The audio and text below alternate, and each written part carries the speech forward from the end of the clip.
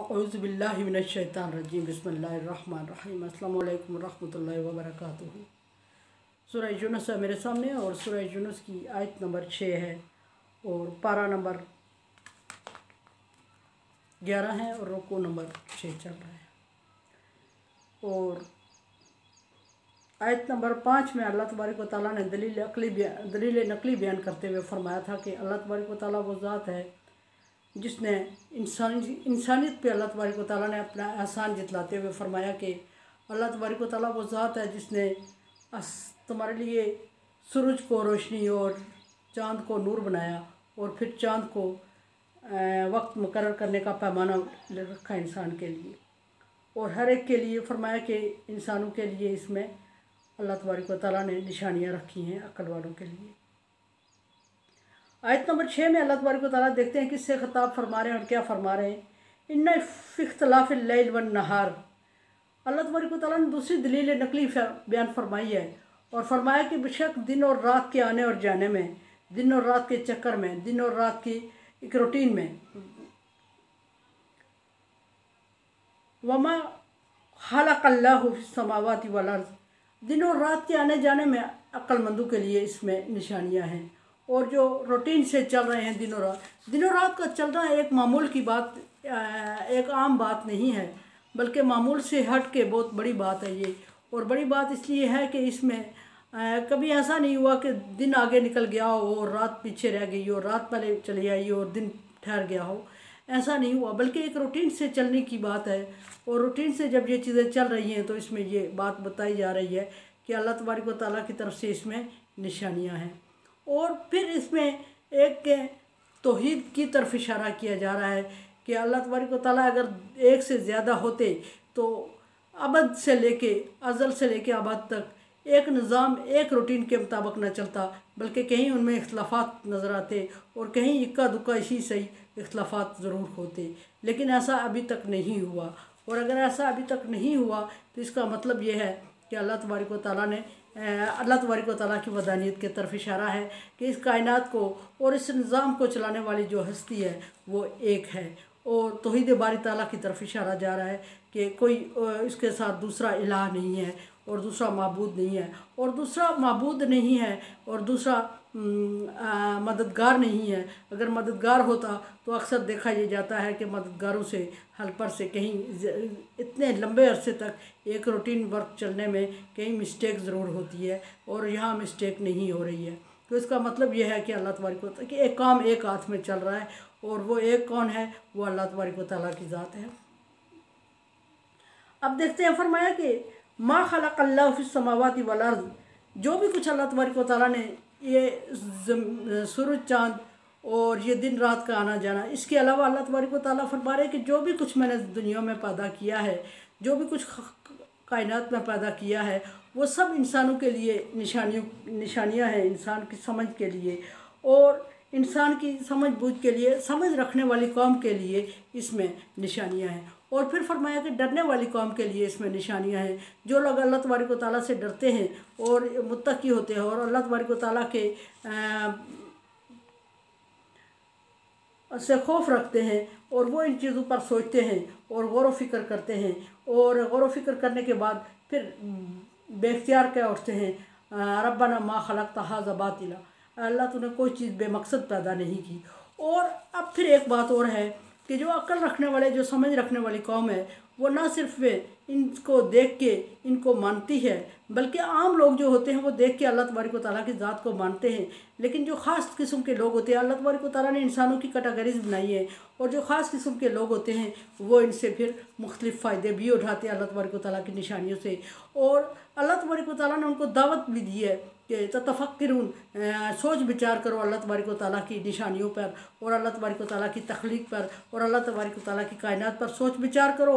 और सोच विचार करने के बाद फिर अल्लाह तबारक व तआला की इन चीज़ों से फ़ायदा भी उठाओ। और इसी तरह अल्लाह तबारक व तआला ने मुख्तलिफ़ चीज़ों को मुख्तलिफ़ चीज़ों के फ़ायदे का सबब बनाया और फ़ायदे का सबब हर एक के लिए है, लेकिन समझ कोई एक कुछ लोग रखते हैं और जो समझ रखते हैं उनके थ्रू दूसरे लोग भी फ़ायदा उठाते हैं और वो ख़ुद भी फ़ायदा उठा रहे होते हैं, समझ बूझ रखने वाले।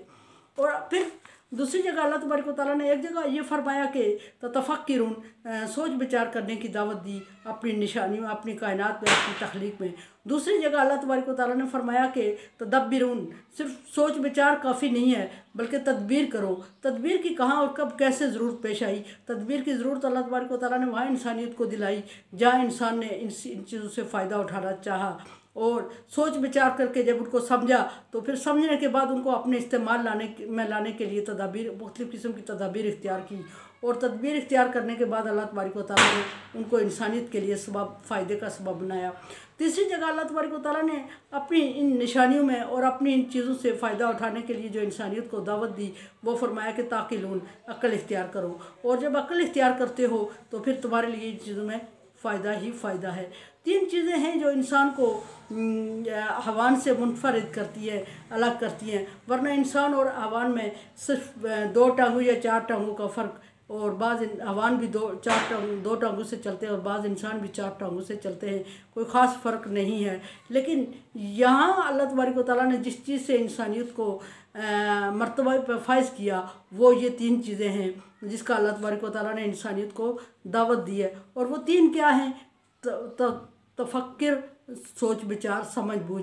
हवानों और जानवरों में और बाकी चीज़ों में सोच विचार और समझ बूझ की सलाहियत अल्लाह तबारक व तआला ने नहीं दी। और फिर दूसरी जो दावत दी, जो चीज़ इंसान को हवान से मुनफरिद करती है, वो है तदबीर करना। जानवर खाना खाते हैं, उनको मिल जाता है या वहाँ बैठ के वो खा लेते हैं, इंसान भी खा लेते हैं।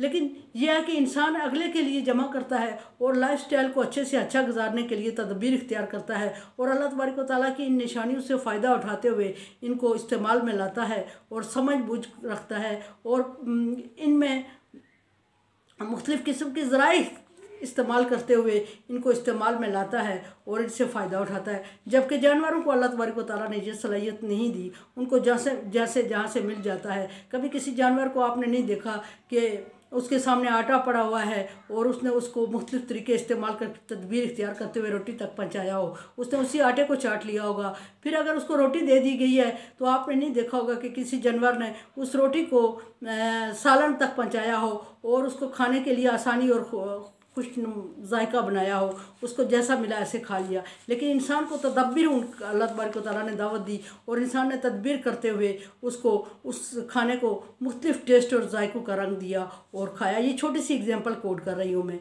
और फिर ताक़िलून, अक्ल इख्तियार करो। अक्ल इख्तियार करने के से जानवरों को भी अल्लाह तबारक व तआला ने अनवा अक़साम की नेमतें के दरमियान रखा होता है, लेकिन आपने नहीं देखा होगा कभी किसी जानवर ने उसको ज़रूरत के मुताबिक इस्तेमाल किया हो और बाकी मंदा चीज़ को ज़ाया होने से बचा लिया हो और संभाल के रखा हो या किसी दूसरे से शेयर किया हो। इंसान को अल्लाह तबारक व तआला ने अक्ल इख्तियार करने की दावत देते हुए उन चीज़ों से फ़ायदा उठाने के लिए फिर इंसान ने संभाला उसको और फिर उससे मुख्तलिफ़ तरीके इख्तियार करते हुए उनकी बिजाई की और उनसे और ज़्यादा हासिल करने की कोशिश की, अक्ल इख्तियार की और तदबीर की। यह अल्लाह तबारक व तआला ने इंसानों के लिए एक जानवर और इंसानों में फ़र्क रखे हैं जो अल्लाह तबारक व तआला ने 3 किस्म की दावत दी। यहाँ फरमाया कि आयत लिक़ौम यत्तक़ून, परहेज़गार इंसानों के लिए, डरने वाले इंसानों के लिए इन सारी चीज़ों में निशानियाँ हैं, इन सारी चीज़ों में फ़ायदे हैं, इन सारी चीज़ों में हिकमत है, इन सारी चीज़ों में ज़िंदगी है, या उलिल अलबाब, लेकिन अक्ल वालों के लिए।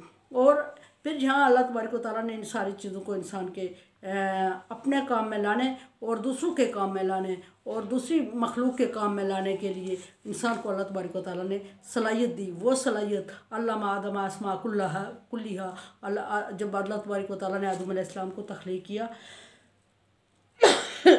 तो सारी चीज़ों के नाम सिखाए, उनके तरीक़ा कार सिखाया और तरीक़ा इस्तेमाल सिखाया। वहाँ जाके ये बात बनती है, ये दलील बनती है